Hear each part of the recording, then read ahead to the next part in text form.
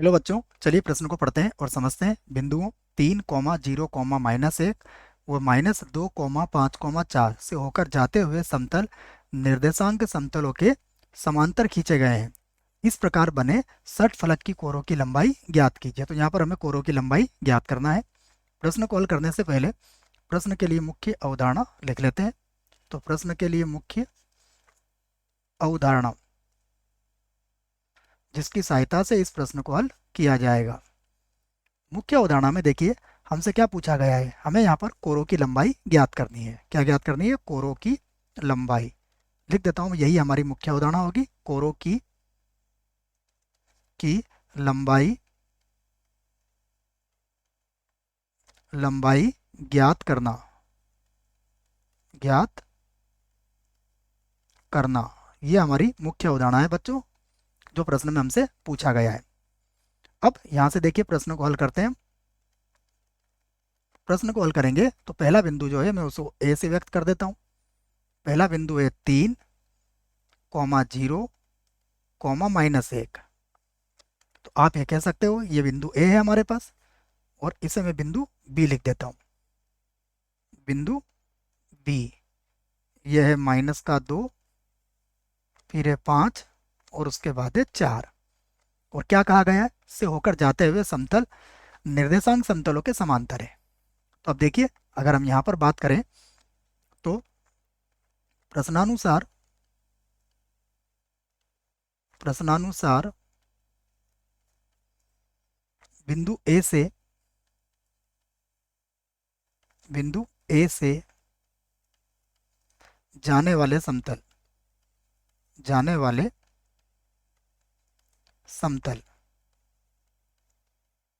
देखिए, बिंदु ए से जाने वाले समतल क्या होंगे?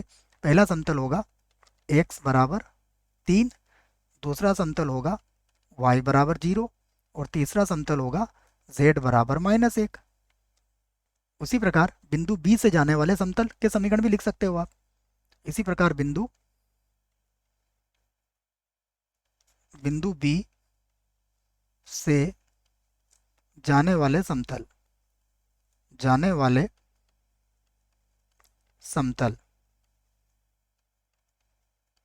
बिंदु बी से जाने वाले समतल क्या होंगे? देखिए, पहला समतल होगा x बराबर -2, दूसरा समतल होगा y बराबर 5 और तीसरा समतल होगा z बराबर 4। तो ये बात समझ में आ जाना चाहिए बच्चों को कि प्रश्न ने कहा है समतल निर्देशांक समतलों के समांतर खींचे गए हैं। यदि निर्देशांक समतलों के समांतर खींचे गए हैं तो जो x का मान होगा वही हमारा समतल होगा, जो y का मान होगा वही हमारा समतल होगा, और जो z का मान होगा वही हमारा समतल होगा। ठीक है, इसको आप चाहें तो चित्र से थोड़ा समझने का प्रयास और कर सकते हैं। देखिए, मान लीजिए थोड़ी देर के लिए कि ये हमारा x अक्ष है बच्चों। तो अब x अक्ष पर यदि कोई बिंदु है तो उस बिंदु को यदि x अक्ष के समांतर ले जाओगे बच्चों तो उस बिंदु के निर्देशांक से तो जाएगा वो x बराबर 3 से। देखो, जैसे 3 या जो भी बिंदु है हमारे पास, मान लीजिए यहाँ पर x का मान 3 है, ये बिंदु 3 है, तो इसके समांतर अगर समतल ले जाओगे तो ये x बराबर 3 से होके जाएगा। तो इसी प्रकार x बराबर 3, y बराबर 0, z बराबर -1, ये हमारे समतल हो गए। अब हमें क्या ज्ञात करना है? इस प्रकार बने षटफलक की। तो देखो बच्चों, x अक्ष ये x बराबर 3, ये x बराबर -2, तो यहाँ से क्या मिलेगा? ये एक ही अक्ष पे मिलेंगे आपको, तो ये तो क्या हो जाएंगे? एक दूसरे के लंबवत हो जाएंगे, यूँ कह सकते हैं आप। तो एक तरीके से ये आपको क्या मिलेगा? घनाभ मिलेगा बच्चों। ठीक है, तो हम षटफलक की कोरे यहाँ पर ज्ञात कर लेते हैं। मैं लिख देता हूँ षटफलक की कोरे।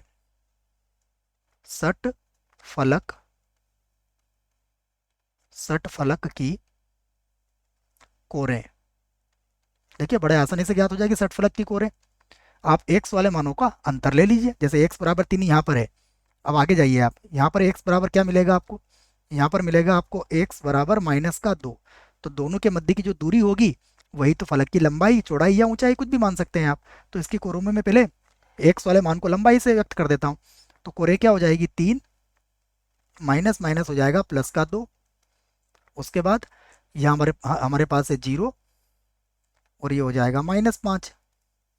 तीसरी कोर हो जाएगी हमारे पास, ये है -1 और यहाँ पर आ जाएगा -4। तो कोरों की लंबाइयाँ क्या होती है? हमारी धनात्मक ही होती है बच्चों, ये याद रखें। तो कोरों की लंबाई तो हमें क्या लेना है? धनात्मक ही लेना है। तो क्या आ गए हमारे पास कोरे? या लगा के आप लिख सकते हैं 5 दूसरी कोर भी क्या आ गई 5, और तीसरी कोर भी कितनी आ जाएगी 5 और इकाई। तो ये एक तरीके से क्या बन गया बच्चों, घन बन गया है, परंतु हमसे षटफलक पूछा गया था तो षटफलक की कोरें हमने यहाँ पर ज्ञात कर दी है। आशा करता हूँ प्रश्न का उत्तर समझ में आया होगा। धन्यवाद।